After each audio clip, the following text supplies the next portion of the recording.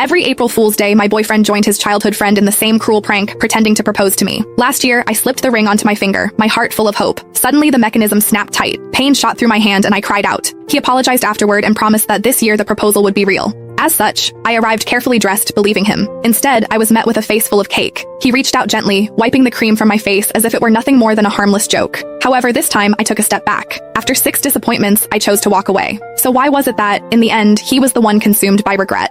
Every year on April Fool's Day, my boyfriend would team up with his childhood best friend to pull the same prank on me. He would pretend to propose. Last year, the two of them laughed like it was the funniest thing in the world, even though my fingers were almost crushed in the process. Later, he apologized and swore that this year would be different. This year, the proposal would be real. As such, when he called me again, sounding urgent and telling me to come to the place where we had our very first date, I believed him. I curled my hair, got my nails done, and spent extra time perfecting my makeup. I picked out a brand new outfit and even drafted the announcement post I was going to share once everything became official. However, the second I stepped through the door, smiling and full of excitement, a thick slab of cake cream slammed straight into my face. Laughter burst out from among the crowd and a girl's voice rang out, bright and smug. I told you Whitney can't take a joke, someone else said. You insisted on calling her. Now look at what's happened. Sylvia huffed and sat on the couch. The mood shifted instantly. The way everyone looked at me turned cold. She was the only girl in their group, the one everyone spoiled. As long as she was unhappy, everyone would rush to comfort her, Nolan included. The first time I met her, she organized a game of truth or dare. When other people got dared, it was just something a little embarrassing. However, when it was my turn, they asked me to do something way out of line in front of everyone. All I said was that it was too much and I did not like it. Sylvia's eyes immediately turned red and she ran out of the room. Everyone ran after her, Nolan too. The welcome party that was supposed to be for me ended with me sitting there alone. He never said anything about it afterward, but from that day on, he never brought me to their gatherings again unless Sylvia said it was okay. Then Nolan looked at me, his brows pulled tight. Whitney, apologize to Sylvia. Before, I would have swallowed everything. I would have forced a smile, apologized, and explained myself just to fit in, just so Nolan would not look bad in front of his friends. I probably would not have even waited for him to ask.